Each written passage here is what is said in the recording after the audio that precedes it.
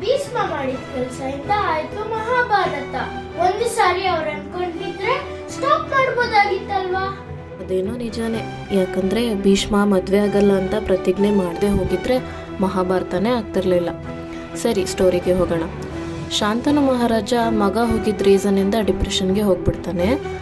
ಅವ್ರ ಬಾಧೆನ ನೋಡೋಕ್ಕಾಗ್ದಿರ ಗಂಗಾ ಮತ್ತೆ ದೇವವ್ರತನ ಶಾಂತನು ಹತ್ರ ಬಿಟ್ಟು ಹೋಗ್ತಾಳೆ. ಸ್ವಲ್ಪ ದಿನ ಆದಮೇಲೆ ಒಬ್ಬ ಫಿಶರ್ಮ್ಯಾನ್ ಮಗಳು ಸತ್ಯವತಿನ ಇಷ್ಟಪಡ್ತಾನೆ. ಅವಳನ್ನ ಹೋಗಿ ಕೇಳ್ತಾನೆ, ನನ್ನ ಮದುವೆ ಆಗ್ತೀಯಾ ಅಂತ. ಆಗ ಸತ್ಯವತಿ ಒಪ್ಕೋತಾಳೆ. ಆದರೆ ಸತ್ಯವತಿ ಅವರ ಅಪ್ಪ ಒಂದು ಕಂಡೀಷನ್ ಹಾಕ್ತಾನೆ. ಏನಂದರೆ, ನನ್ನ ಮಗಳಿಗೆ ಹುಟ್ಟಿದ ಮಕ್ಕಳೇ ನಿನ್ನ ರಾಜ್ಯಕ್ಕೆ ರಾಜ ಆಗಬೇಕು ಅಂತ. ಈ ಕಡೆ ಈಗಾಗಲೇ ದೇವವ್ರತ ರಾಜ ಆಗೋದಕ್ಕೆ ಎಲ್ಲ ತಯಾರಿ ನಡೆಸ್ತಿರ್ತಾನೆ. ಸೊ ಏನು ಮಾಡೋಕ್ಕಾಗ್ದಿರ ಶಾಂತನು ಅಲ್ಲಿಂದ ಹೋಗ್ಬಿಡ್ತಾನೆ.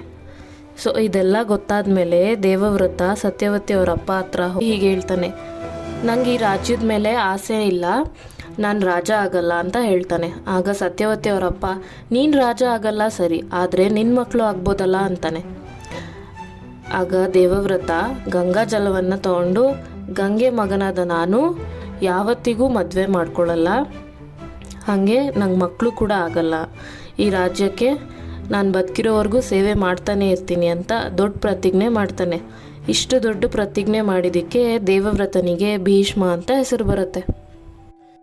ಹೌದು, ಕುರುವಂಶ ಹೆಂಗ್ ಬಂತು? ಪಾಂಡವರು ಹೆಂಗ್ ಬಂತು?